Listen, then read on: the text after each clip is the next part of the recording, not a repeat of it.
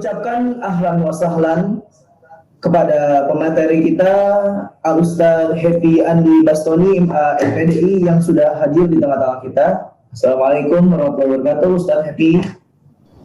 Assalamualaikum warahmatullahi wabarakatuh. Insyaallah ahlan Ustaz. Baik hadirin yang berbahagia yang dirahmati Allah Subhanahu wa taala, sebelum kita bersama-sama mendengarkan pemaparan materi yang nanti akan disampaikan oleh Ustadz Happy Andi Bastoni dengan tema yang sangat luar biasa, maka tentunya saya akan memperkenalkan materi acara pada hari ini. Nama lengkap beliau yaitu Happy Andi Bastoni, beralamat di Taman Kenari, Ciluar, Bogor. Riwayat pendidikan S1 Libya, S2 Pemikiran Politik Islam Al-Aqidah Jakarta, S2 Manajemen Pendidikan Universitas Ibnu Khaldun Bogor, S3 Manajemen Pendidikan Islam Universitas Ibnu Khaldun Bogor. Tentunya beliau juga aktif di beberapa lembaga dakwah dan sosial. Di pembina Yayasan For Us juga beliau juga jadi penasihat Yayasan Talibul Ilmi dan Ketua Yayasan Ibnu Hisham.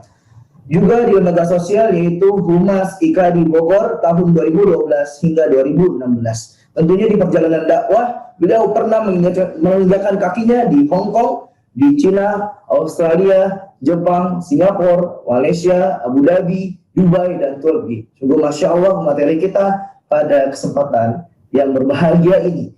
Tentunya juga beliau sangat dikenal sebagai pengajar atau guru, kemudian penulis, dan juga pembisnis. Di pengalaman mengajar, tentunya beliau menjadi dosen Akademik Kimia Analisis Bogor dan dosen Maknab Salahuddin Bogor.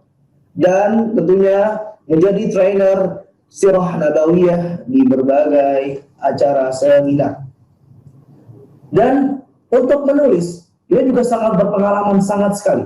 Ya, beliau sudah menulis 56 judul buku dan 13 bukunya sudah terbit di Malaysia. Di antara salah satunya yaitu 365 soal jawab Sirah Nabawiyah.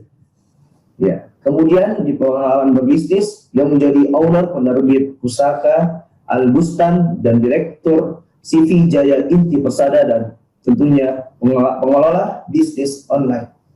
Baik hadirin yang berbahagia, tentunya sebelum kita sambut pemateri kita yang sangat luar biasa, maka kami umumkan, mohon disimak baik-baik nanti apa yang beliau sampaikan, dan kita sediakan pensil, alat tulis, maka kita catat materi yang akan disampaikan itu. Nanti insya Allah akan kami buka sesi tanya jawab. Maka bagi peserta yang ingin bertanya nanti diharapkan untuk meraise hand dan atau menulis pertanyaan di kolom komentar, dan tentunya nanti juga kami akan menyediakan door prize bagi siapa yang beruntung. Masya Allah. Maka baiklah, mari sama-sama kita sambut kepada pemateri kita pada pagi hari ini, pada yang terhormat Al-Ustaz Happy Andi Bastoni. Kepada beliau kami silakan. Bismillahirrahmanirrahim. Assalamualaikum warahmatullahi taala wabarakatuh. Waalaikumsalam warahmatullahi wabarakatuh.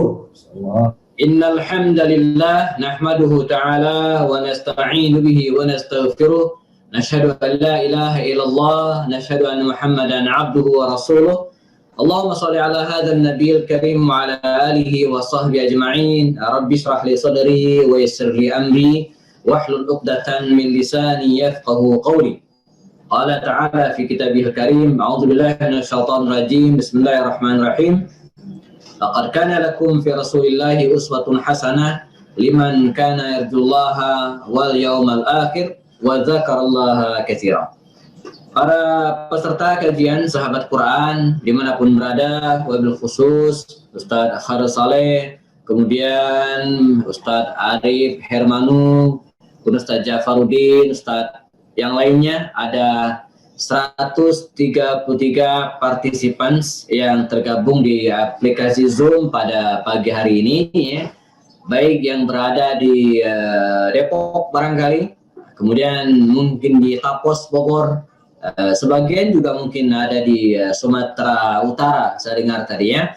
atau mungkin beberapa yang lainnya yang berada di rumahnya masing-masing. Alhamdulillah kita bersua lagi di kajian ini, walaupun sebelumnya mungkin ada yang pernah ikut kajian saya, baik kajian sahabat Quran ataupun kajian-kajian lainnya ya, khususnya via online ya, karena praktis sudah setahun lebih ya kita di lockdown oleh corona ini ya.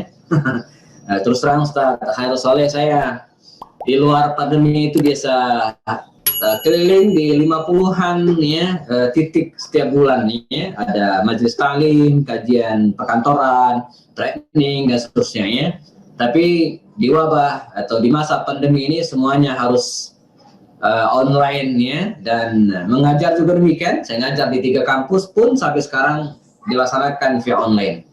Ya, kita berhusnuzon saja ya kepada Allah Subhanahu wa taala, karena likulli musibah ya, setiap musibah itu tentu menyisakan hikmah. Dan tidak terkecuali ya kajian-kajian seperti ini. Ya, kalau sebelumnya saya nggak kenal dengan aplikasi Zoom ini ya, nyaris nggak pernah pakai. Tapi ya, hari-hari ini adalah kajian ketiga ya saya laksanakan ya. Habis subuh tadi kemudian setengah 8, kemudian sampai setengah 9, nanti ada lagi habis asar, dan kemudian nanti terakhir ada isya. Jadi hari ini ada 5 kajian online ya, jadi dahsyat luar biasa ya. Rasanya kalau tidak online capek juga, tapi karena online ya muter-muter di sini saja gitu ya. Ini ruangan yang sebelumnya semacam ruang kerja begitu kira-kira, tapi sekarang disulap menjadi semi studio begitu ya. Nah, ini namanya bahasa anak muda disebut dengan ya, move on ya. Jadi terus bergerak. Corona jangan menghalangi kita untuk terus beraktivitas ya, terus melakukan hal-hal baik, dan tak terkecuali juga dengan kajian-kajian seperti ini. Bahkan positifnya ya, ngumpulin orang dengan jumlah 133 atau 134 ini yang datang dari berbagai daerah, Sumatera Utara, Bogor, Depok, itu nggak gampang. Butuh ruangan gitu ya. Belum lagi kalau semuanya minta makan, nah, itu butuh uang sendiri gitu ya. Nah, tapi dengan Zoom seperti ini, insya Allah semua bisa menikmati kajian ini ya tanpa mengurangi kualitasnya, insya Allah ya. Oke, baik. Masih dalam nuansa Idul Fitri di 11 Syawal kalau tidak salah hari ini, saya ingin mengawali dengan ungkapan tahniah. Taqabbalallah minna wa minkum siyamana wa siyamakum wa kullu amin wa antum bi khair, ja'alanallahu minal aidin wal faizin. Nah, demikian rangkuman ucapan tahniah dari berbagai referensi dari Rasulullah, para sahabat, dan ungkapan para ulama. Taqabbalallah minna wa minkum, semoga Allah menerima minna wa minkum, dari kami dan dari Anda semua. Siyamana wa siyamakum, ya, puasa kami dan puasa Anda semua. Kullu amin wa antum bi khair, dan semoga kita setiap tahun dalam keadaan baik. Wa ja'alanallahu, semoga Allah menjadikan kita minal aidin, termasuk orang-orang yang kembali, wal faizin, dan orang-orang yang menang. Ya, namun biasanya karena ini kepanjangan ya, kita biasanya kalau ketemu itu cuma mengucapkan ujungnya doang, minal aidin wal faizin ya. Awalnya tidak disebut. Itu pun kadang diterjemahkan ya, mohon maaf lahir dan batin, padahal itu bukan terjemahannya ya, cuma tambahan ya. Nah, semoga Allah menerima amal ibadah kita. Baik. Para ustadz dan para peserta kajian rahimakumullah, tema yang diberikan ke saya untuk kita bicarakan sekitar 30 menit katanya ya, 30 menit ke depan, nanti kita sisakan ya untuk diskusi jika diperlukan. Dan saya dengar panitia juga sudah menyiapkan door prize-nya. Nanti host diingatkan saja kapan saya berhenti, kapan harus bagi-bagi hadiahnya ya.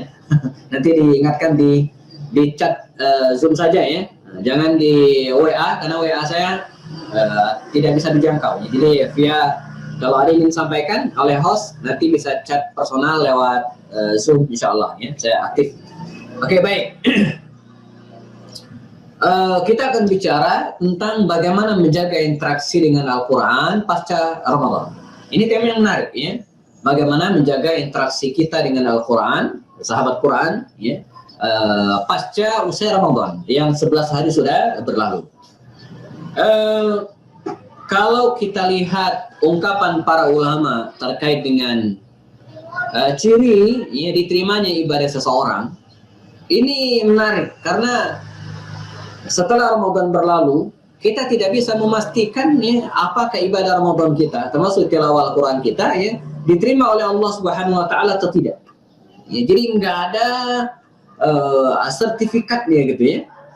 Jadi nggak misalnya sahabat Quran misalnya habis Ramadan dapat sertifikat karena dijamin ibadahnya diterima semua, ya nggak bisa ya. Dan semua ibadah begitu ya, jadi nggak ada yang bisa memastikan apakah ibadah kita selama Ramadan kemarin ya pasti diterima Allah atau tidak. Nggak jaminan gitu ya. Walaupun kita sudah berlapar-lapar, berdahaga ya, kemudian sholat 5 waktu kita jaga, apakah pasti diterima? Belum tentu ya. Bahkan yang kita khawatirkan dari sabda Rasul, kam min sha'imin laisa lahu min siyamihi illa ju' wal atas. Betapa banyak orang yang puasa menahan lapar dan dahaga tapi nggak dapat apa-apa kecuali lapar dan dahaga saja. Kata anak-anak muda disebut dengan boncos gitu ya. Jadi kita ngisi ember, kita isi terus nggak taunya kosong ya. Nah, jadi jangan sampai kita seperti itu ya. Jadi kita tidak bisa tahu apakah ibadah kita diterima oleh Allah Subhanahu wa taala atau tidak. Bacaan Quran kita yang khatam kemarin 1 juz diterima atau tidak. Namun jamaah ada cirinya, ada tandanya. Ini mungkin bisa menjadi salah satu indikasi kita. Salah satu indikasi kita yang kemudian bisa kita evaluasi dan jadi tolak ukur apakah ibadah kita, saum kita, bacaan Quran kita diterima oleh Allah Subhanahu wa taala. Ada 2 indikasi yang mungkin bisa menjadi barometer kita dan nanti kita masuk ke pembahasan bagaimana menjaga interaksi Al-Quran ini ya. Pertama adalah ziyadatu at-ta'ah. Ya. Jadi ziyadat at-ta'ah, bertambahnya ketaatan. Jadi ketaatan yang kita laksanakan di bulan Ramadan kemarin ya, kalau berhenti dengan adanya Idul Fitri dan setelah itu tidak ada lanjutannya, wah jangan ya kita khawatir. Jangan-jangan ibadah kita tidak diterima. Jadi kalau tradisi tadarusan, tradisi tilawah Al-Quran, menghatamkan Al-Quran hanya selesai di Ramadan saja, nggak ada lanjutannya setelahnya, wah jangan-jangan ya kita ibadah tidak diterima. Karena rumusnya demikian. Ketaatan itu ciri diterima oleh Allah apa? Dia melahirkan jamaah ketaatan yang lain. Ya, at-ta'atu tajurru ta'atan ukhra. At-ta'atu ketaatan itu tajurru. Ya, jarra ya jurru, menarik. Kayak magnet gitu ya. Menarik menyebabkan ketaatan yang lainnya. Ilustrasinya begini. Kalau ada orang yang rajin sholat berjamaah nih, misalnya rajin sholat berjamaah, terus ya, maka insya Allah lama-kelamaan dia jadi rajin baca Quran, dia jadi rajin bersedekah, dia jadi rajin atau mungkin berinisiatif untuk umrah atau haji. Nah, ini artinya ibadah sholatnya diterima oleh Allah SWT. Tajurru, menyebabkan ketaatan yang lain. At-ta'atu ketaatan itu tajurru ta'atan ukhra. Dan sebaliknya, al-maksiyatu tajurru maksiyatan ukhra. Kemaksiatan itu dia melahirkan kemaksiatan yang lain. Orang kalau suka judi, Pak, judi itu maksiat tuh. Judi maksiat. Maka selanjutnya apa? Nah, dia akan minum minuman keras. Dia akan mencuri. Dia akan nipu. Dia akan mengambil harta istrinya gitu kan. Karena al-maksiyah tajurru maksiatan ukhra. Menyebabkannya kemaksiatan yang lainnya. Nah, karenanya rangkaian ibadah yang kita laksanakan di bulan Ramadan kemarin ya, mestinya tajurru ta'at, ketaatan ukhra. Di bulan Syawal ini ya, apalagi namanya Syawal, di antara maknanya adalah meningkatkan, naik mestinya, jadi bukan turun gitu ya. Maka tidak heran kalau sebagian sahabat Nabi dulu dikisahkan selama 6 bulan ke depan, bulan Syawal, Zulqa'dah, Zulhijjah, kemudian Muharram, Safar sampai bulan Maulid Rabiul Awal ya, mereka selalu berdoa kepada Allah Subhanahu wa taala agar ya pahala mereka diterima oleh Allah Subhanahu wa taala. Ini rumusnya. Jadi syarat atau di antara ciri diterimanya ibadah seseorang itu adalah setelah Ramadan ini ya, dia meningkat ziyadat atau bertambah ketaatannya, wabil khusus bacaan Quran. Nah yang kedua ya, ciri diterima ibadah seseorang adalah lahu atharun fil akhlak. Lahu athar fil akhlak, ada efek akhlaknya. Termasuk Al-Quran. Bahkan Al-Quran ini menjadi indikasi akhlak seseorang. Karena khuluquhul Quran, Nabi itu akhlaknya Al-Quran. Nah, jadi ibadah apapun yang kita lakukan, jamaah rahimakumullah, mesti punya efek akhlak. Jadi ada hikmah, dia lihat dari sisi akhlaknya. Makanya coba, saya suka mengajak kita merenungkan semua ya, misalnya sholat, lagi-lagi sholat. Sholat ini kan mi'raj al-mu'min gitu ya. Jadi tangga komunikasi seseorang mukmin dengan Allah. Hablum min Allah gitu ya. Tapi kata Allah jangan lupa, salah satu ciri sholat seseorang yang diterima oleh Allah SWT bukan hanya melahirkan ya, bukan interaksi atau kedekatan dengan Allah, bukan hanya itu. Tapi sholat juga tanha 'anil fakhsya wal munkar. Ada efek akhlak, mencegah perbuatan keji dan munkar. Artinya kalau ada orang yang rajin sholat, tapi pekerjaan munkar, pekerjaan buruk, akhlaknya nggak benar, wah, jangan-jangan sholatnya tidak diterima, gitu kan? Di sisi Allah SWT. Saum juga demikian. Saum itu adalah ibadah khusus karena Allah. As-saumu li wa ana ajzi bihi. Tapi puasa juga melahirkan insan-insan yang punya karakter akhlak yang mulia.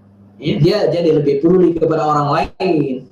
Kemudian saum juga melatih kedisiplinan kita. Puasa juga melatih misalnya apalagi ya, empati dan simpati kita kepada orang lain. Saum juga menjaga, melatih kesabaran. Ini kan akhlak semua. Nah, kembali ke Al-Quran. Al-Quran ini juga demikian. Ya, saya ingin sampaikan, alhamdulillah dan insya Allah ya, para peserta kajian yang tergabung pada aplikasi Zoom pada hari ini di Ramadan kemarin, insya Allah sudah hafal, yang menghatamkan Al-Quran ya, minimal sekali. Dan selanjutnya apa yang kemudian kita lakukan setelah Ramadan ini, alhamdulillah, kita mewaspadai lagi dan kemudian memperhatikan lagi gitu kan, apa yang menjadi tugas kita terhadap Al-Quran ya. Saya mencatat paling tidak ya, ini secara ringkas saja, alhamdulillah, ada beberapa wajibuna, ada beberapa kewajiban kita pasca Ramadan ini ya terhadap Al-Quran ya. Jadi kalau kita hitung bisa 7 kewajiban terhadap Al-Quran pasca Ramadan ini ya. Pertama adalah ya membaca Al-Quran ya. Ini sering kita bahas. Membaca Al-Quran. Jadi setelah Ramadan selesai, ingat jangan berhenti membaca Al-Quran. Kita jadikan Al-Quran ini sebagai zikir harian kita ya. Sebagaimana kita menghatamkan Al-Quran di Ramadan, kita hatamkan juga di luar Ramadan. Kita biasakan ya mengambil Al-Quran ya, kemudian kita baca jamaah dan membacanya dengan cara berurutan ya.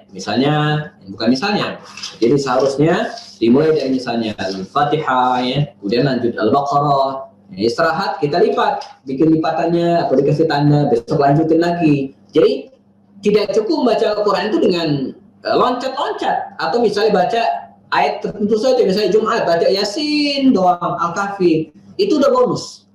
Apa maksudnya? Jadi selain bahwa kita punya bacaan rutin gitu kan, bacaan rutin yang suatu saat khatam, mungkin 2 bulan, 3 bulan, bagus kalau sebulan khatam ya. Tapi kalau tidak bisa sesuai dengan kemampuan kita. Nah selain itu juga kalau kita ingin menambahnya dengan bonus tadi, setiap malam-malam tertentu kita tambahkan, ini nggak masalah. Misalnya, jadi tidak berlawanan. Banyak yang misalnya baca Quran jangan Yasin dong, benar ya. Atau misalnya, wah Ustadz itu melarang kita baca Yasin malam Jumat, ya nggak benar juga, tetap dibaca. Yasin, Al-Kahfi, Ar-Rahman, Al-Waqi'ah, ya, As-Suar, pilih ayat-ayat atau surah-surah pilihan, silakan baca pada malam tertentu dengan keutamaan masing-masing ya. Tapi ingat, upayakan kita tetap ada tilawah harian yang kita baca secara berurutan dan suatu saat bisa khatam. Sekali lagi bisa sebulan, bisa 2 bulan, atau mungkin yang belum terbiasa bisa 3 bulan, nggak masalah ya. Sehingga setahun bisa jadi kita 5 atau 6 kali khatam Quran selain yang kita baca ya, atau ayat-ayat surah-surah tertentu yang kita baca. Misalnya di subuh kita baca Al-Ikhlas 3 kali, ada hadisnya ya. Malam Jumat kita baca Al-Kahfi, ada riwayatnya memperbanyak surat Al-Muluk, baca Quran surat Al-Muluk, juga ada riwayatnya, sah-sah saja. Tapi sekali lagi ya, selain itu juga kita juga harus punya tilawah harian. Ini tugas kita yang pertama terhadap Al-Quran dan cara kita berinteraksi dengan Al-Quran pasca Ramadan. Ya. Kemudian yang kedua, jemaah rahimakumullah, selain kita membaca tadi ya, kita coba tambah interaksi kita dengan Al-Quran dengan cara menghafal. Ya, menghafal Al-Quran sesuai dengan kemampuan kita. One day, one ayat. Masa nggak bisa ya? One day, one ayat. Terutama ayat-ayat yang pendek. Ya, ayat yang pendek. Yang panjang ya bisalah ya 3 hari 1 ayat. Yang penting apa? Setiap hari upayakan kita nambah terus ya. Illa sampai Allah Subhanahu wa taala menghentikan kita. Jadi saya nggak tahu pada pertemuan sebelumnya saya pernah cerita atau tidak, tapi ada pengalaman dan berharap ini menjadi inspirasi bagi kita ya.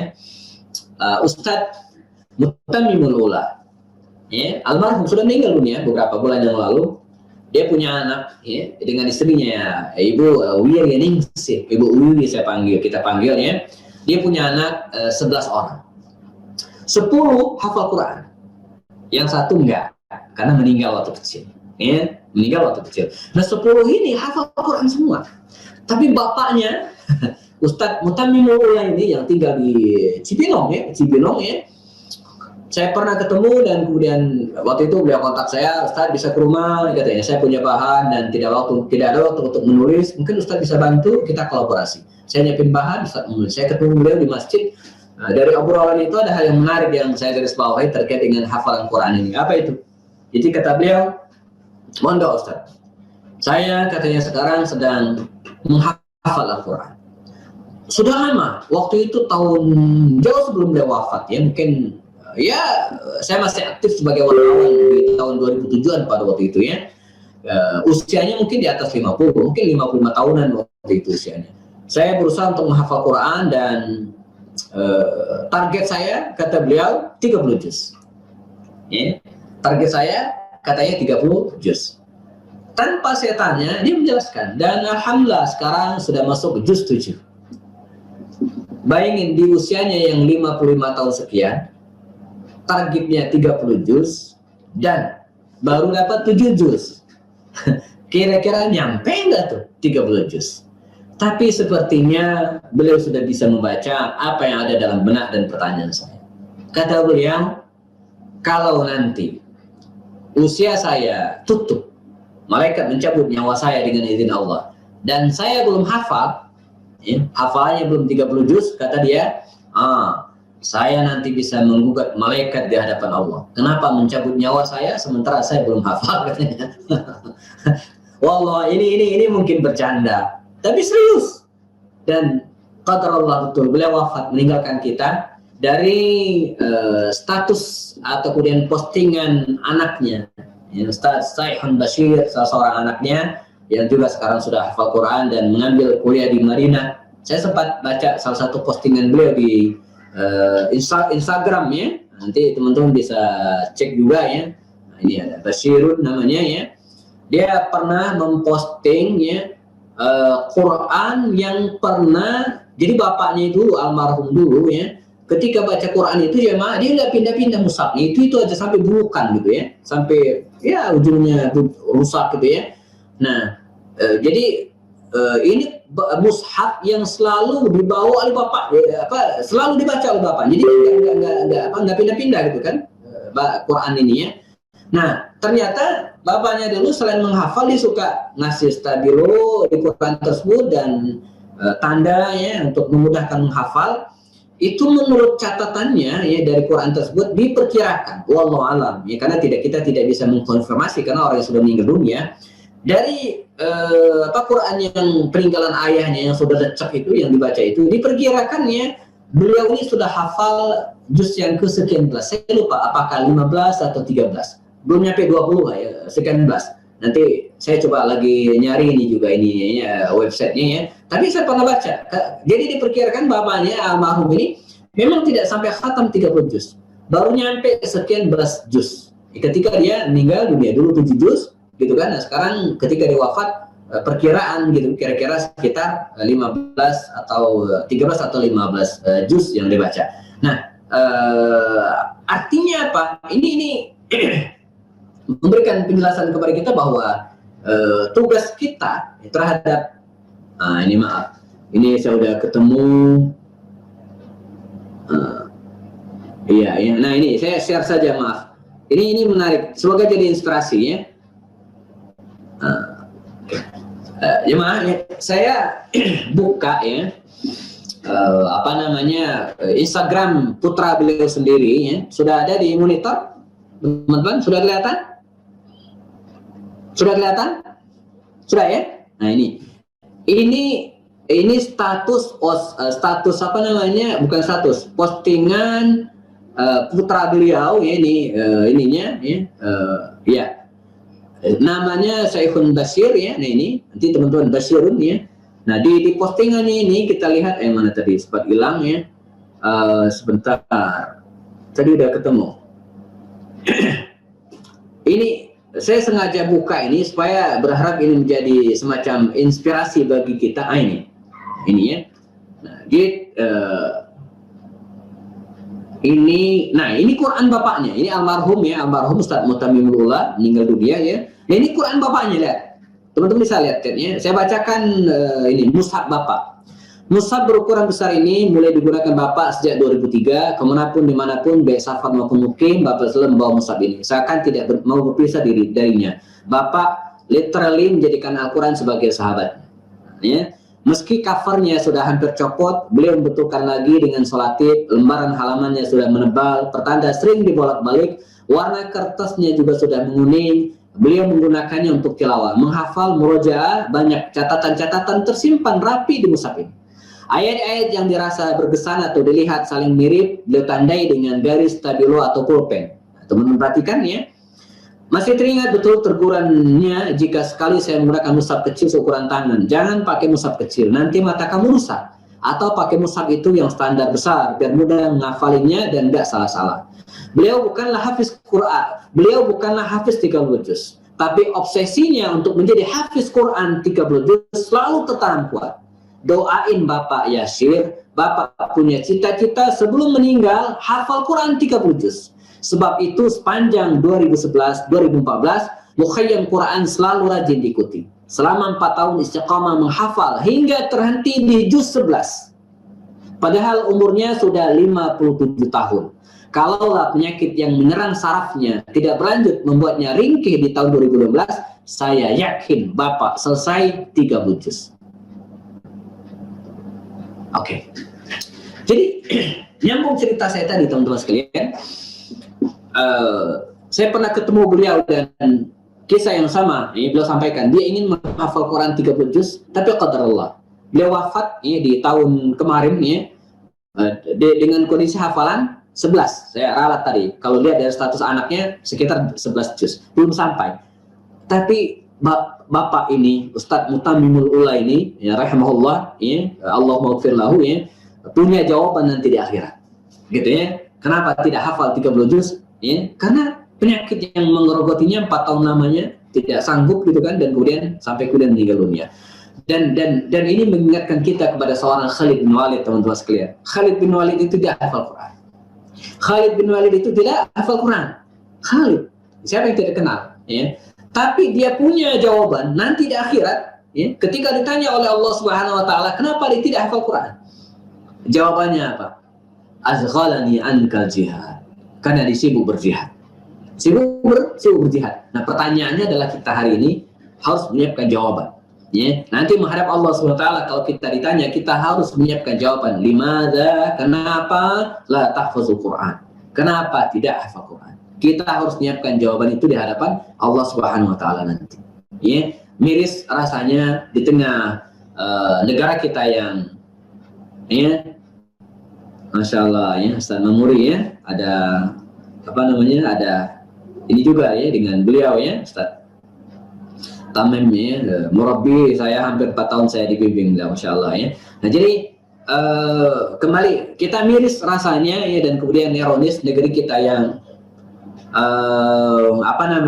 gemah ripa loh Cinawi ya, tentram ya, dan kita kalah dengan teman-teman kita yang berada di Gaza ya, yang disebut dengan Darul Hufaz ya. Setahun itu mereka bisa dengan penduduk tidak sampai 2 juta orang ya, setiap tahun mereka bisa mewisuda lebih dari 5.000 anak penghafal Quran setiap tahun ya. Padahal hari-hari mereka ya penuh dengan desingan roket, kapanpun rumah mereka bisa meledak gitu kan, tapi dengan kondisi demikian bisa berinteraksi dengan Al-Quran dengan baik, yaitu dengan cara menghafalnya. Nah, dengan cara menghafal Quran ini juga, ini merupakan salah satu cara kita yang sangat efektif untuk berinteraksi dengan Al-Quran. Sebab dengan menghafal itu artinya kita membaca. Dengan menghafal kemungkinan juga kita berusaha untuk memahaminya. Ini pengalaman saja ya. Jadi dengan menghafal maka kita pasti membaca. Dengan menghafal maka insya Allah kita akan tergerak untuk memahaminya. Dan inilah ya tugas kita terhadap Al-Quran yang berikutnya. Ya, selain kita diperintahkan untuk menghafal juga untuk memahami Al-Quran. Karena itu teman-teman dari sahabat Quran ya yang tergabung dalam komunitas ini, saya kira baik ya untuk Tuhanmu dan berkorbanlah. Maka kita berniat untuk korban. Minimal niat dulu, menabung, merencanakan. Nah, soal nanti terlaksana atau tidak ya itu di luar kemampuan kita. Yang penting kita niat ya. Demikian juga ketika kita baca Al-Quran misalnya perintah untuk zakat ya, aqimus shalah wa atuz zakat, kita niatkan untuk berzakat ya. Ketika baca firman Allah SWT, al-hajj wal umratu lillah ya, haji dan umrah karena Allah, kita niatkan untuk haji, untuk umrah. Nah, ini bagian dari pengamalan Al-Quran. Jadi Al-Quran selain dihafal, dipahami, juga berusaha untuk kita amalkan dengan baik. Jangan sampai kita menjadi kamatsalil himar yahmilu asfar, seperti himar ya, seperti keledai ya yang membawa buku gitu ya dan tidak bermanfaat apa-apa. Ya, jangan sampai kita seperti flash disk yang hanya bisa menyimpan data tapi tidak bisa mengamalkan apapun. Terakhir sebagai penutup sebelum kita diskusi, tentu saja adalah membela Al-Quran. Ya, membela Al-Quran. Jadi jangan sampai ada orang yang menghinakan Al-Quran, kita harus tampil ke depan membela Al-Quran. Karena kitalah yang dipilih oleh Allah SWT untuk menjadi pembela Al-Quran. Inna nahnu nazzalna dzikra wa inna lahu lahafizun. Kami yang menurunkan Al-Quran dan kami juga yang menjaganya. Dan di antara kita ya, atau kita juga diperintahkan untuk menjaga Al-Quran. Menjaga dalam arti fisik ataupun non fisik. Ya, non fisik ketika ada yang mengatakan hal-hal yang tidak baik terhadap Al-Quran, maka kita bela. Ya. Ketika ada yang mendistribusikan Al-Quran, mencaci maki Al-Quran, maka kita bela. Atau dalam bentuk fisik misalnya, dengan cara memuliakan Al-Quran, ya, tidak meletakkannya di tempat yang hina, kita letakkan di tempat yang terhormat misalnya kan. Ini juga bagian dari cara kita menghargai Al-Quran itu sendiri. Nah sisanya di luar atau setelah Ramadan ini, ya, marilah kita jaga terus interaksi kita dengan Al-Quran dan quote yang ingin sampaikan. Insya Allah, ya. Siapapun yang dekat dengan Al-Quran, interaksinya baik dengan Al-Quran, insya Allah akan memberikan kemudahan baginya. Saya belum pernah menemukan ada orang yang sengsara hidupnya gitu kan, nyungsep ekonominya gitu kan, ketika dia dekat dengan Al-Quran. Kedekatan kita dengan Al-Quran insya Allah akan memberikan kemudahan banyak. Saya suka sampaikan kepada anak-anak para penghafal Qurannya, insya Allah orang yang hafal Quran itu dilihat dari berbagai perspektif, apapun masa depannya cerah. Ya, insya Allah. Ya, jadi para penghafal Quran, anak-anak yang dekat dengan Al-Quran itu ya, masa depannya insya Allah akan cerah. Baik secara ekonomi, baik secara apalagi ya, status sosial. Ya kan, status sosial juga demikian, dan pasti dijamin oleh Allah Subhanahu wa taala kehidupan di akhirat nanti dengan yang lebih baik. Baik, sudah 40-an menit barangkali ya. Saya sampaikan temanya dan kita lanjutkan dengan sesi diskusi tanya jawab jika diperlukan terkait dengan tema kita hari ini atau hal-hal lainnya yang berhubungan dengan Al-Quran. Selanjutnya saya serahkan kembali kepada host kita untuk mendrive acara kita berikutnya. Dari saya dicukupkan sementara. Assalamualaikum warahmatullahi taala wabarakatuh. Waalaikumsalam warahmatullahi taala wabarakatuh. Masya Allah. Jadi sudah sama-sama 30 menit pertama kita simak baik-baik materi yang sangat luar biasa terkait dengan Al-Quran. Sungguh jujur tadi juga hampir kayak tergetar gitu hati saya. Insya Allah. Baik, audiens sekalian, peserta, hadirin wal hadirat yang dirahmati Allah Subhanahu wa taala, maka kami buka sesi tanya jawab 30 menit pertama ini. Maka bagi siapa yang ingin bertanya, silakan raise hand atau bisa tuliskan pertanyaannya di kolom komentar. Terima kasih. Nah, itu ada pertanyaan masuk? Belum. Pertanyaannya, silakan yang mau bertanya silakan bersen. Oh iya, silakan.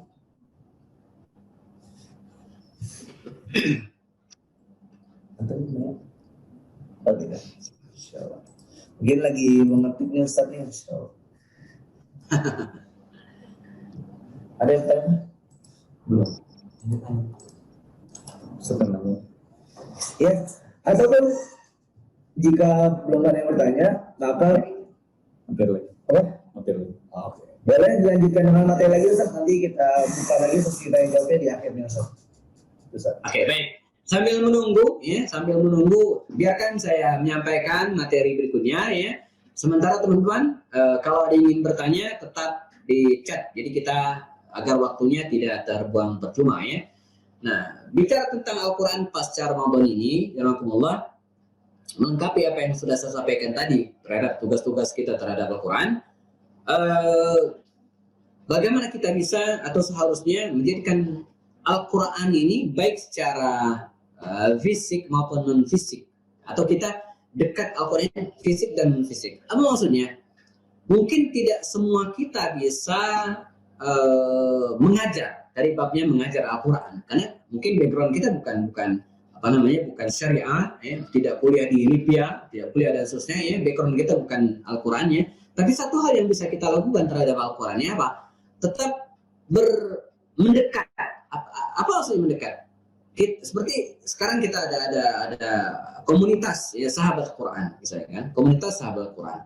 Nah, kita tidak bisa mengajar, ya, tapi mungkin kita bisa menjadi relawannya, ya, dan ini luas sekali, ya.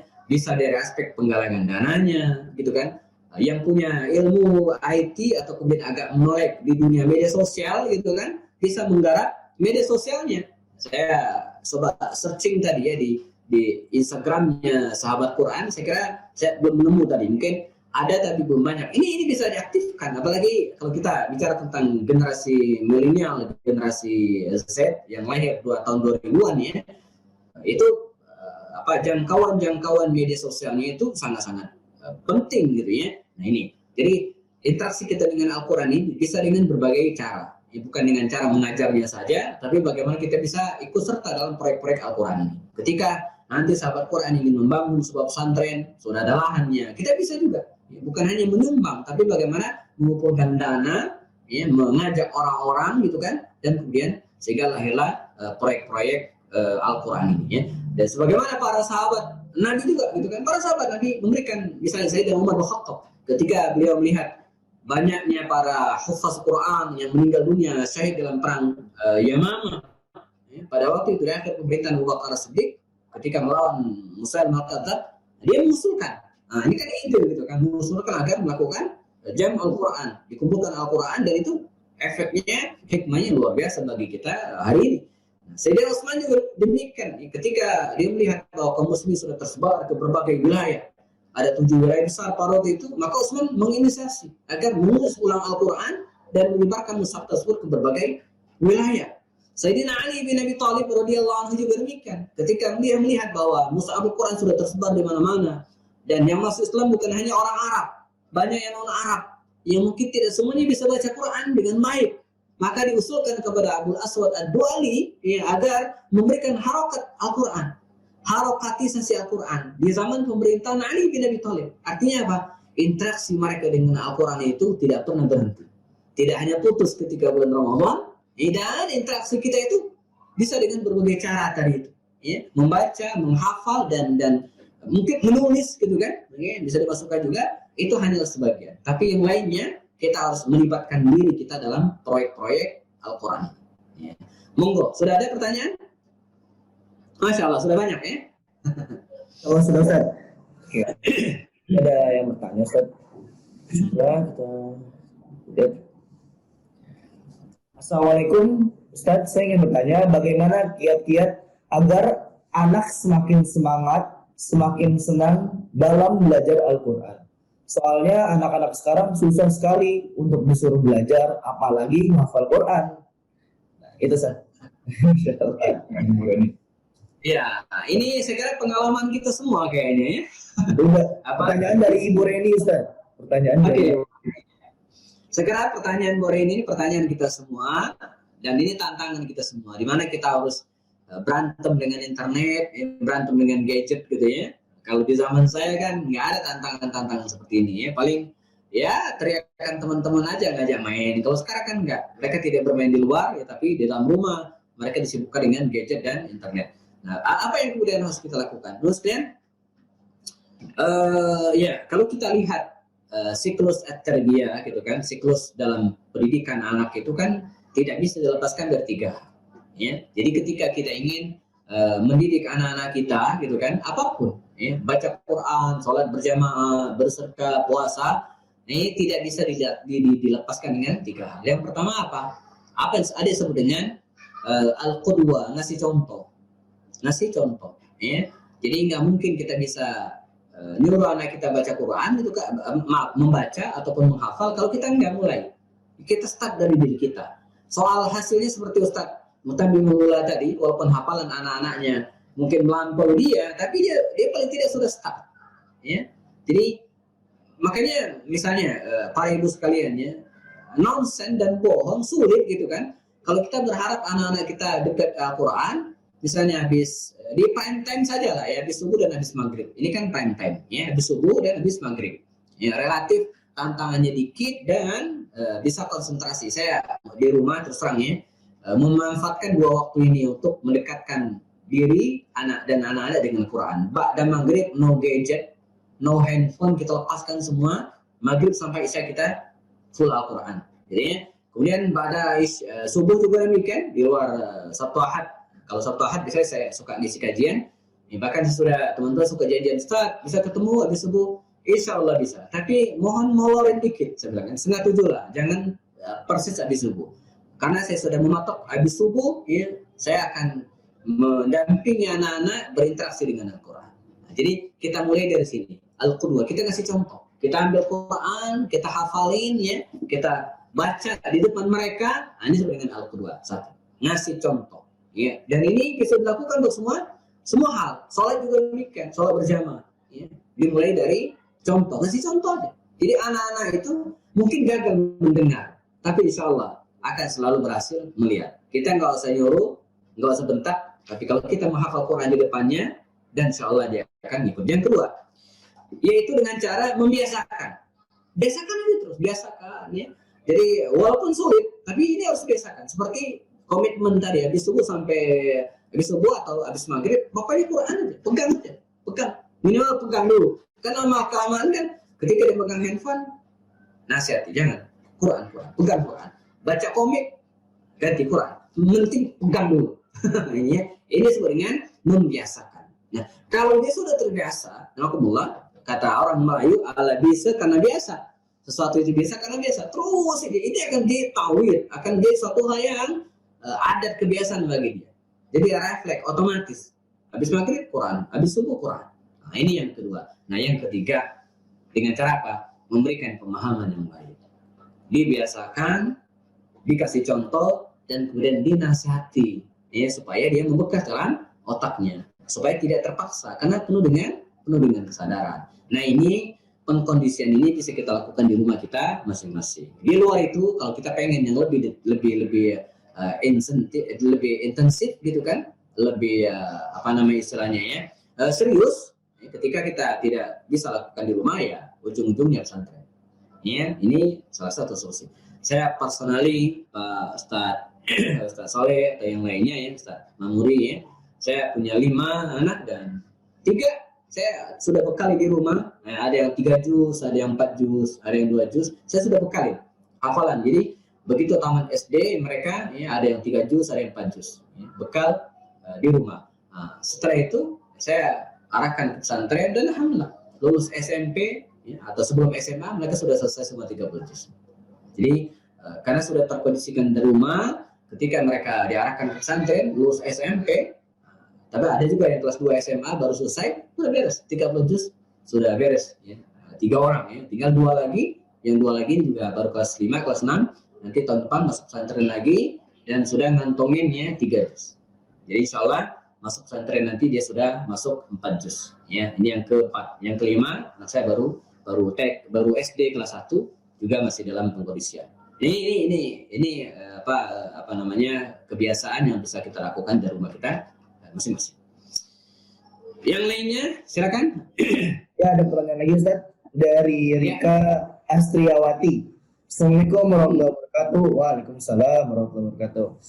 Ustaz, menghafal Al-Quran dengan niat dan belajar kondisi pada saat lagi berhalangan, apakah diperbolehkan dengan memegang tafsir? Oke. Ini hukumnya, jadi para ulama ya berbeda pendapat tentang hukum wanita yang haid atau nifas atau junub ya memegang mushaf Al-Quran.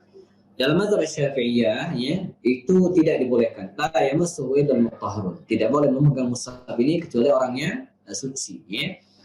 Makanya dalam mazhab beliau tidak dibolehkan. Namun dalam mazhab Imam Malik rahimahullah ya beliau tidak melarang, boleh istihsanan. Bagi orang-orang yang nifas 40 hari mereka tidak sholat ya, beliau justru tidak melarang karena yang disebut dengan al-mutahharun itu adalah para malaikat ya dulu yang membawa Al-Quran kepada Rasulullah SAW. Tapi kalau kita pengen mengambil amannya bahwa membaca Al-Quran ya apalagi dengan yang dilarang itu tafsir. Ya, yang dilarang itu mushafnya gitu kan, mushaf Al-Quran. Jadi dengan mushaf adalah sebuah kitab yang di dalamnya memuat seluruh Al-Quran. Artinya qiraati ummi atau taqra yaitu bukan mushaf dan sangat mungkin kita pegang. Jadi yang dilarang itu adalah memegang mushaf. Ini pun dalam mazhab Syafi'i. Ya, di luar mazhab itu seperti Imam Malik tadi bahkan beliau membolehkan. Imam Syafi'i cenderung lebih berhati-hati dalam hal ini. Ya, jadi sebagian justru nggak menganggap tidak ada masalah, apalagi kepentingannya untuk memurojaah menghafal Al-Quran tadi itu sah, ya, dengan cara mensiasati supaya atau sekarang malah banyak penggalan-penggalan atau potongan-potongan mushaf yang terpisah, misalnya seperti qiraati tadi atau kemudian iqra itu bukan mushaf walaupun di dalamnya ada, atau misalnya untuk zikir-zikir adalah maksurat walaupun di dalamnya ada Al-Fatihah, ada kursi, tapi itu tidak disebut mushaf. Laisa mushafan, bukan mushaf. Yang dilarang itu adalah mushaf. Ini pun menurut mazhab Asy-Syafi'i. Wallahu a'lam. Berikutnya ini agak banyak. Terus pertanyaan dari Puji. Ini bagaimana tips menghafal Al-Quran untuk yang sedang belajar tahsin?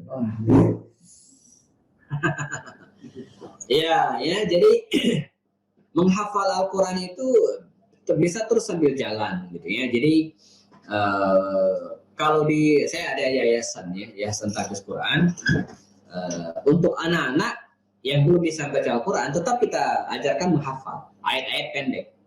Artinya mereka sedang belajar. Tetap, misalnya surat 10 surat terakhir di Al-Qari'ah, Al-Asr dan seterusnya. Walaupun mereka belum bisa Al-Quran, kita tetap bacakan. Tetap menghafal misalnya bersama ya. Nah, adapun menghafal mandiri, artinya begini, walaupun dia masih tahsin, tapi kalau dia menghafal dengan cara didampingi itu no problem. Jadi teman-teman yang masih tahsin, artinya baca Qurannya belum beres, belum lancar, belum benar semua, tetap dibolehkan menghafal, tapi dengan pendampingan. Itulah pentingnya setoran hafalan itu, supaya tidak salah dalam menghafal, khususnya bagi yang masih tahsin, belum bagus bahasa Qurannya. Nah, bagi yang sudah tahsinnya bagus, ya bisa menghafal sendiri, ya karena sudah bisa bedain mana yang benar dan salah. Itu pun tetap harus tetap di storing supaya hafalan kita benar. Ringkasnya apa? Bagi teman-teman yang tahsin tadi itu ya tetap dibolehkan menghafal, tapi ada pendampingannya, didampingi supaya hafalannya itu tidak salah. Saya suka sampaikan 3 hal yang harus kita perhatikan dalam baca Quran. Pertama, lancar. supaya lancar baca terus, rajin baca. Yang kedua benar, supaya benar ada gurunya, supaya kalau salah ada yang benerin. Dan yang ketiga adalah enak didengar, ya, supaya enak didengar ya rajin-rajin dengar Al-Quran. Jadi 3 hal ini harus kita perhatikan. Jadi yang tahsin tetap dibolehkan menghafal dengan cara ada yang dampingi supaya tidak salah dalam menghafal. Pertanyaan juga dari Ibu Reska, Ibu Eri Reska, bagaimana menjaga semangat membaca Al-Quran atau istiqomah terutama kepada anak-anak? Iya, bagaimana cara menghafal Quran agar bisa istiqomah? Sekarang sederhana ya dalam teori gitu ya. Nanti prakteknya ini susah. Yaitu membuat target. Ini pengalaman ya. Jadi di antara cara kita agar kita bisa istiqomah terus adalah membuat target. Karena target itu dia kan ibarat kalau kita main sepak bola itu ada gawangnya. Mengapa kita semangat lari gitu kan? Ngejar bola. Karena ada targetnya, ada gawangnya. Coba kalau nggak ada gawangnya, kita santai aja, bodo amat gitu kan. Mengapa kita sampai keringatan, lari, jungkir balik, ngejar bola, dendam, karena ada golnya, ada gawangnya. Nah, menghafal Quran juga demikian. Dengan membuat target, ya, misalnya targetkan bulan ini saya harus hafal surat Al-Kahfi. Misalnya, ya, bulan ini saya harus hafal misalnya juz 29 dan seterusnya. Jadi dengan ada target itu, maka kita termotivasi terus untuk istiqomah. Yang kedua, ya, buat komunitas. Ya. Jadi dengan adanya komunitas itu, maka kita akan saling mengingatkan, akan terpacu bagi kita ya, dengan yang lain. Jadi kalau kita sendirian kan suatu saat lemas, udah tuh nggak diingetin. Tapi dengan adanya komunitas, apalagi sekarang ada sahabat Quran, bisa komunitasnya online, ini bisa jadi. Jadi mungkin bisa jadi gagasan nih ya. Jadi bikin komunitas tahfiz Quran tapi online karena masih pandemi online. Jadi dibuat grup misalnya 30 juz, nanti setiap orang nanti tinggal direkam dan setoran. Nah, ini akan termotivasi terus bagi kita, tidak akan patah semangat. Mungkin itu salah satu kiat. Yang lainnya, nah, ada juga Ustadz dari Atik, Ibu Atik, Ummu Amrun. Bagaimana tips and trick untuk menjaga hafalan Al-Quran anak-anak? Iya. Inti menjaga hafalan Quran itu adalah selalu mengulang. Diulang-ulang terus, gitu kan? Sebulan tidak diulang, hilang. Maka Rasul mengatakan apa? Hafalan Quran itu yang asyaddu tafallutan minan ibli fi qaliha. Jadi hafalan Quran itu lebih cepat hilang ya, daripada unta. Dari katanya, jadi unta itu termasuk hewan yang paling cepat hilang Pak dalam penelitian. Kucing diusir 3 hari balik. Kucing nih, kita punya kucing terus diusir. Ya, taruh di pasar 3 hari balik lagi gitu kan. Ayam dikurung 3 hari kemudian dia lepas, itu balik lagi dia. Jadi hewan yang lain. Tapi kalau unta enggak, unta itu tergolong hewan yang cepat hilang. Maka Nabi ya mengatakan kepada sahabat pernah ketika dia datang ke masjid, kata Rasul, ikat untamu. Kata sahabatnya, saya tawakal ya. Enggak ikat, bertawakal. Jadi kalau enggak ikat hilang. Hafalan Quran itu lebih cepat hilang daripada unta yang enggak diikat. Cara ngikatnya, jadi ulang-ulang. Semakin kita sering ulangnya, maka semakin lengket, semakin dekat hafalan Quran kita. Anak-anak juga demikian. Jadi diulang-ulang terus ya, didengarkan ya. Nah bagi kita yang sudah dewasa ini, kalau saya mengulangnya bisa lewat sholat malam. Nah, dengan sholat malam tersebut, atau bagi yang sudah punya komunitas, punya mushola ya jadi imam.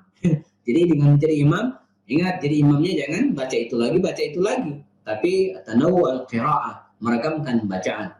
Saya malah di mushola masjid saya dekat ini, saya rutinkan gitu ya, baca Quran itu berurutan.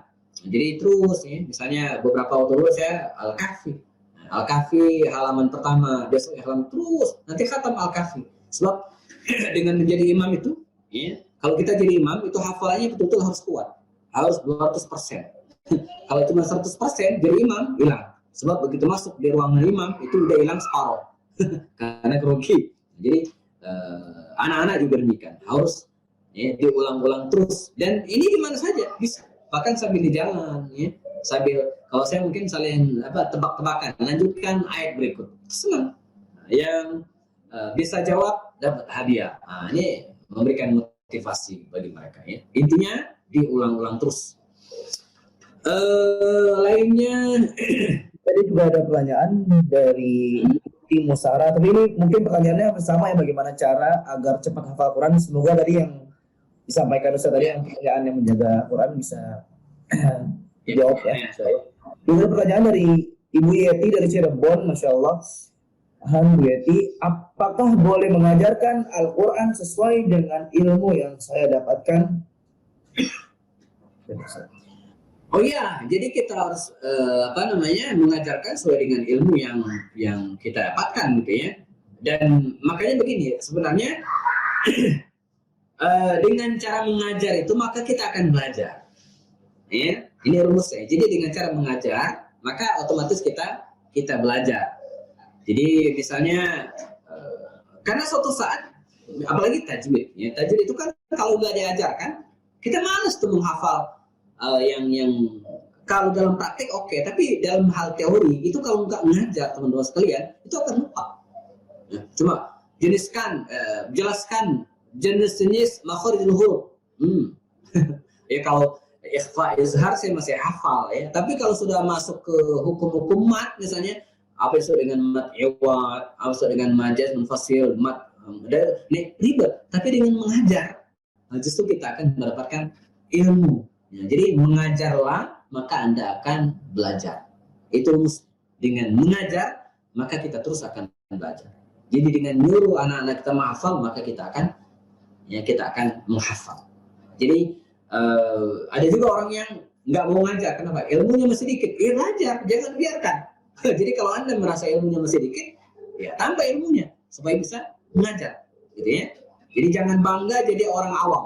Oh, saya kan orang awam. Jadi orang awam kok bangga enggak gitu ya. Justru kita harus menyesal jadi orang awam yang tidak bisa apa-apa. Terus upgrade ilmu kita walaupun backgroundnya bukan kuliah di syariat gitu kan, tapi kita Al-Quran ini milikul jami, bukan hanya milik para ustaz, bukan milik para alumni pesantren, tapi milik semua kaum muslimin.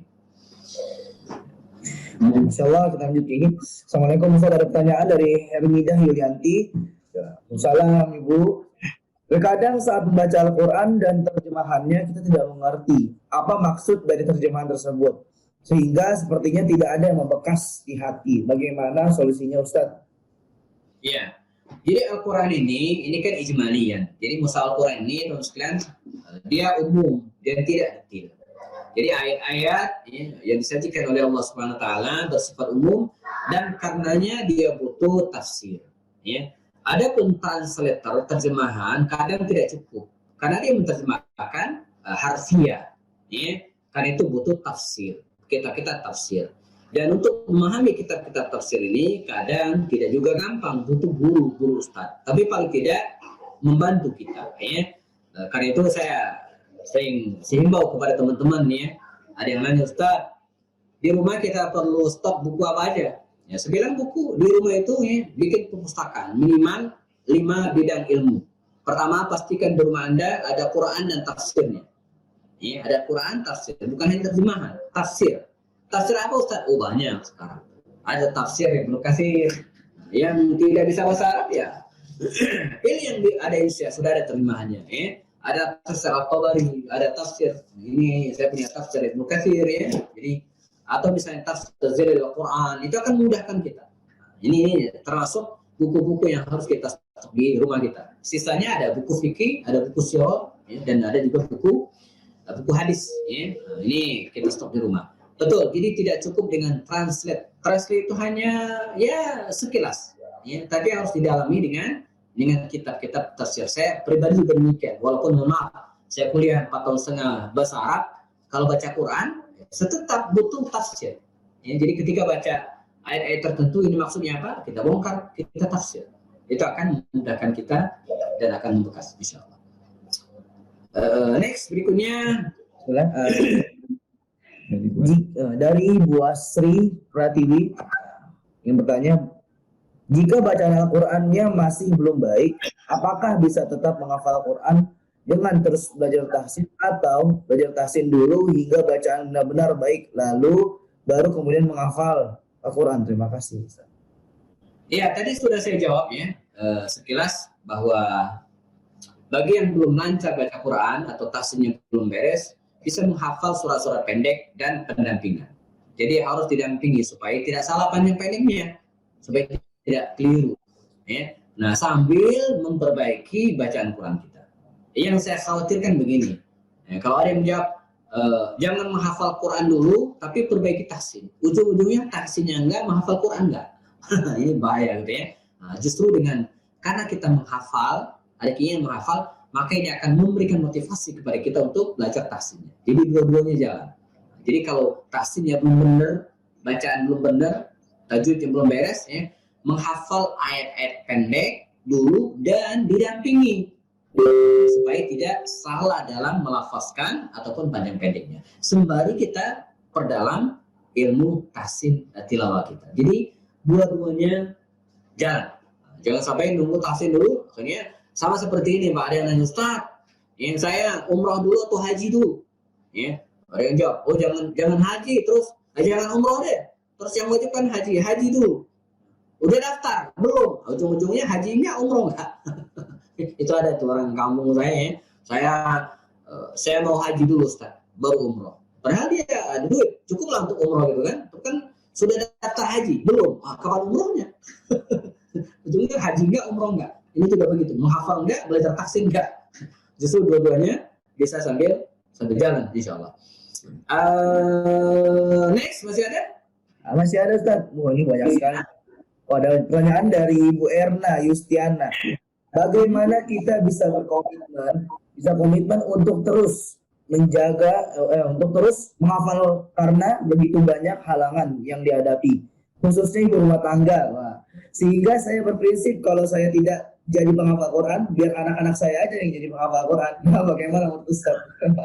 Ya kita berusaha semaksimal mungkin kita. Ya. La yukallifullahu nafsan illa usaha. Allah tidak membebankan atas apa yang kita tidak mampu melaksanakannya. Apalagi kesadaran kita kan muncul di akhir-akhir, di usia senja seperti sekarang. Usia sudah jelita, jelang 50 tahun ya, sudah ya mepet-mepet.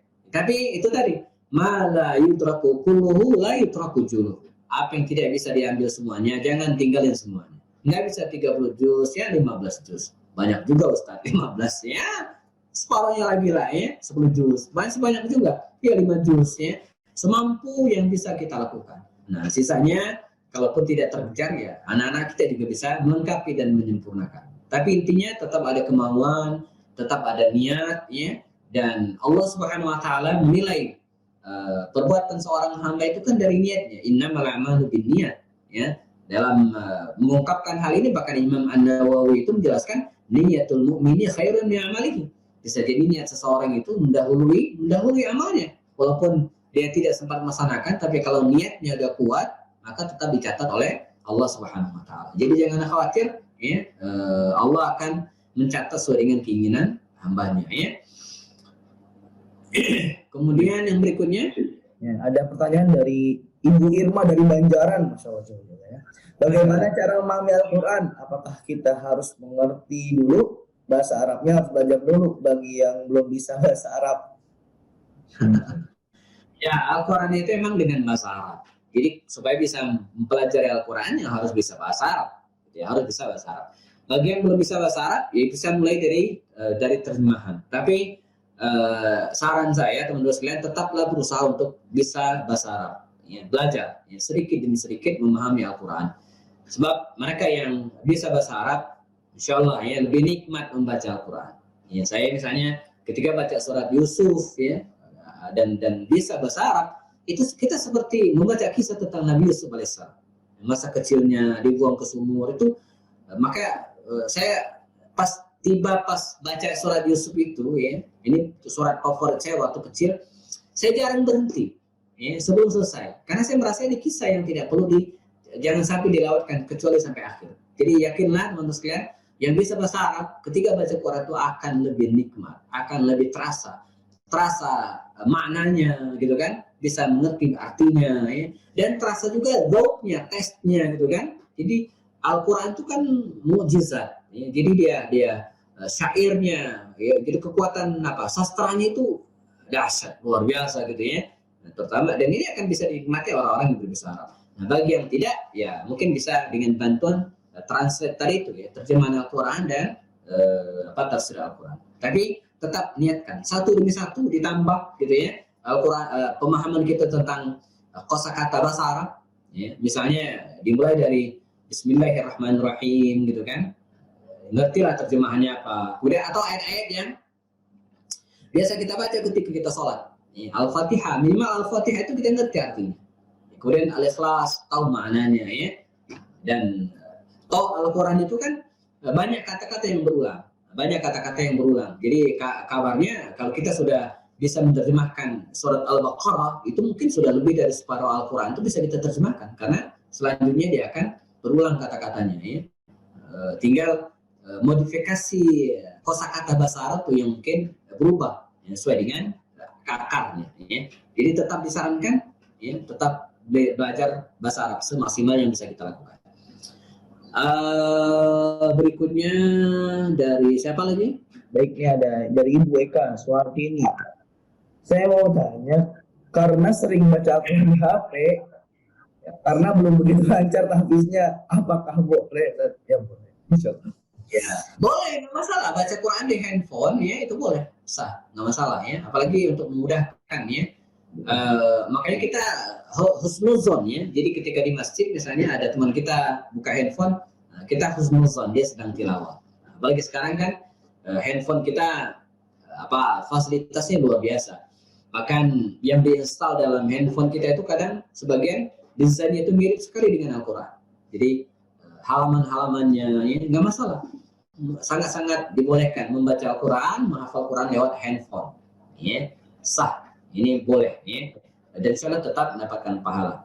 Daripada kita kemana-mana bawa handphone. Tapi hati-hati jangan sampai bukanya pas di toilet misalnya kan, harus di close screen gambarnya. Jangan sampai ketika di toilet kita buka pas ada bacaan Qurannya. Nah, ini nggak boleh ya.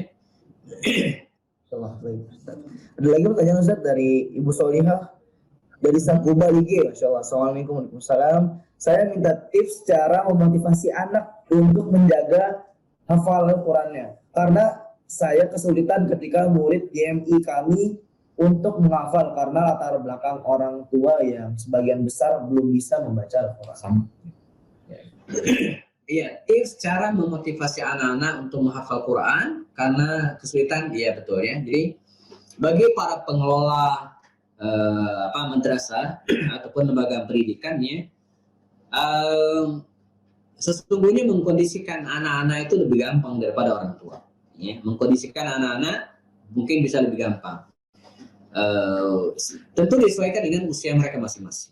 Dan satu hal yang harus diingat, kondisi anak-anak kita hari ini dengan dulu itu berbeda. Saya ingat di kampung saya dulu gitu kan, ustadznya itu, gurunya itu bawa rotan gitu ya, jadi untuk mengajar. Jadi kalau ada yang bandel itu dipukul betul-betul. Nah kalau sekarang tidak bisa. Saya ada pengalaman di yayasan, ya, ada kita buka tahfiz Quran juga. Ada salah seorang ustazahnya itu ya sempat saya ajak diskusi. Jadi ada anak-anak ya baru pulang sekolah, ya, tapi jam 2-an kan datang ke sini untuk belajar Al-Quran dengan masih pakaian kostum sekolahnya gitu kan, SMA. Kemudian dia setoran hafalan gitu kan, terus sambil lengkur Pak. Setelah selesai saya ajak ngobrol ustazahnya ini, Bu, saya bilang itu anak-anak sambil menghafal Quran sambil nengkot kayak gitu nggak apa-apa gitu kan. Ustazahnya ini kebetulan bagus lah, dia punya pengalaman mengajar anak-anak ya. Kata dia ketawa, iya Ustaz katanya. Memang ngajarin anak-anak sekarang harus agak toleransi tinggi gitu kan. Mereka datang ke sini aja gitu kan dengan lotte masih pakai seragam sekolah, itu aja udah untung gitu kan. Itu udah tantangan tersendiri. Jadi memang kita harus masuk ke dunia mereka. Intinya apa? Jadi ketika mengajar anak-anak baca Quran, kita memang harus sedikit kreatif. Ya harus kreatif gitu ya. Jadi nggak bisa gaya kita dulu di mana anak-anak duduk melingkar, kemudian ustadznya bawa pecut, lari, anak-anak kabur gitu kan. Nah, jadi dibuat se-enjoy mungkin gitu ya. Bahkan yayasan saya kadang saya sampaikan kepada ustadznya, anak-anak ajak ke bawah pohon sambil menghafal di bawah pohon gitu kan, sambil ayunan bila perlu ya. Jadi buat suasana menghafal Al-Quran itu dengan suasana yang enjoy, menyenangkan dan bukan yang menakutkan bagi anak.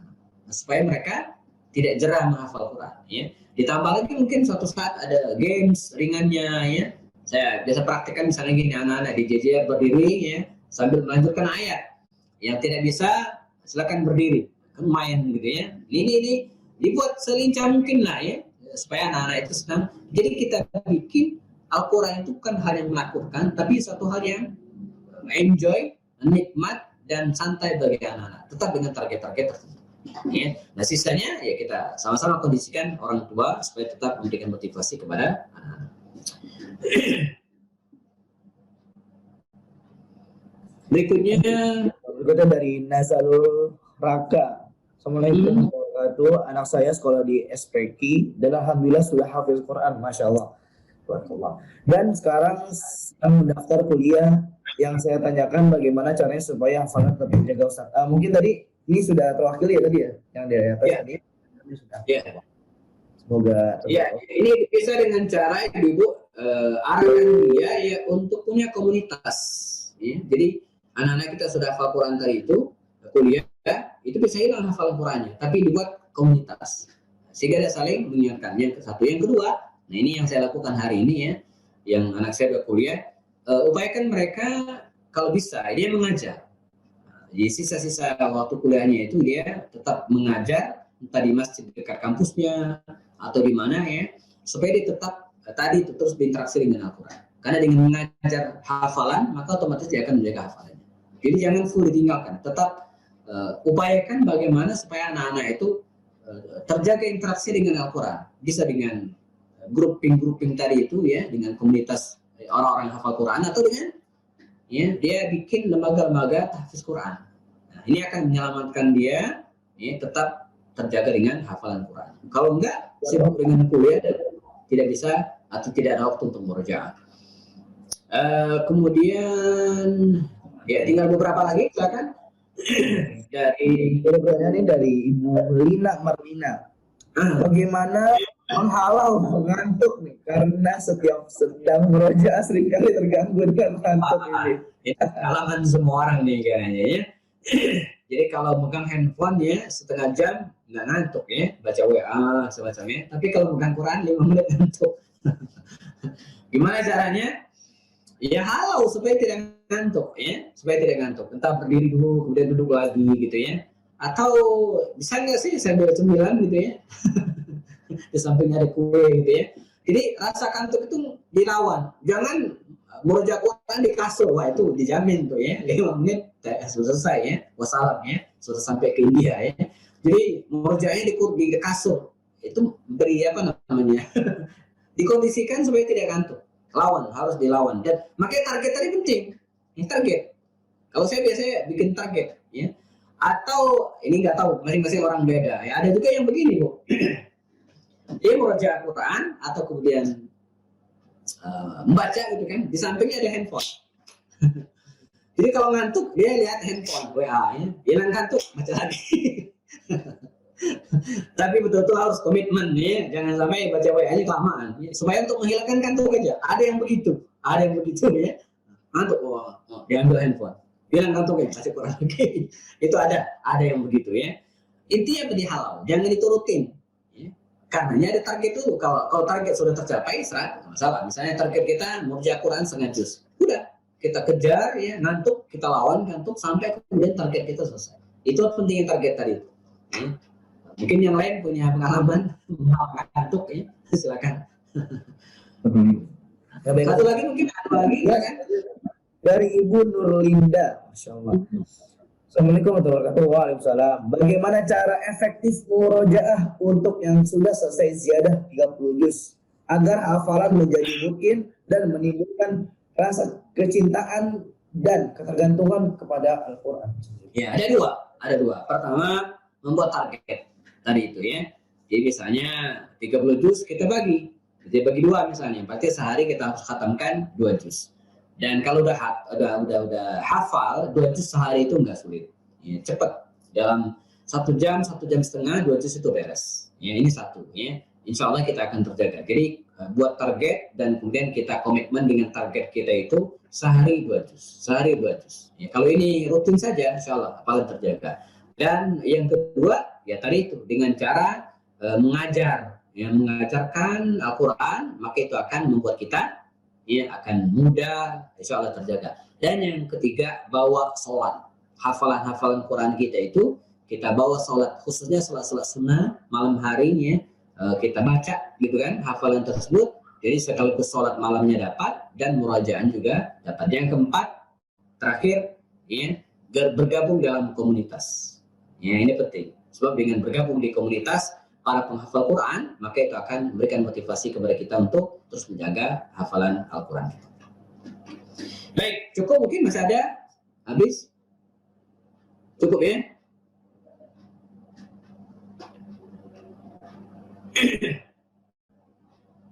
Oh, masih ada satu lagi nih.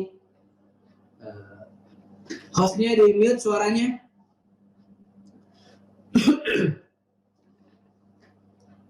Silakan host masih di mute suaranya.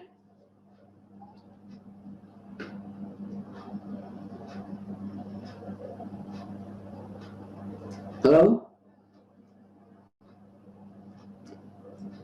Oh ya, mumpung ini hostnya masih ada gangguan kayaknya ya.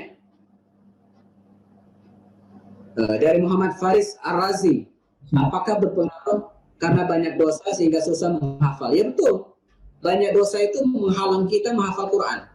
Imam Asy-Syafi'i itu dalam kisah pernah datang kepada gurunya Imam Waqi'. Syakautu ila waqi'in an su'i hifzi. Kata Imam Asy-Syafi'i, suatu saat saya datang ke guruku Imam Waqi' mengeluhkan an su'i hifzi, tentang buruknya hafalanku. Farsyadani ila tarkil ma'asi. Kemudian guruku itu mengajarkan, memberikan petunjuk agar meninggalkan maksiat. Ya, fa innal ilma nurun wa nurullah la yudhil 'asi. Karena ilmu itu cahaya dan cahaya Allah tidak akan turun kepada pelaku maksiat.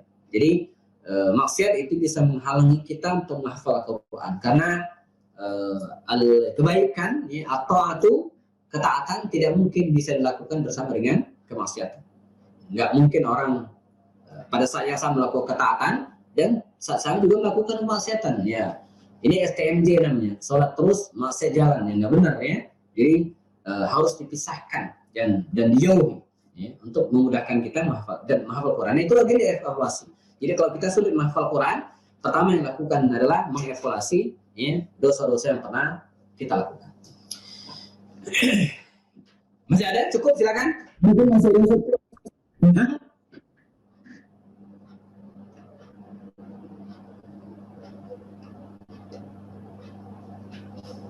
Iya. Suaranya nggak kedengaran? Itu Iya, baru kedengaran. Masyaallah. Ada satu pertanyaan lagi Ustaz di YouTube dan tadi mau Ustaz ada kendala laptopnya naik. Oke, apa pertanyaan di YouTube? Dari generasi muda Islam dari G.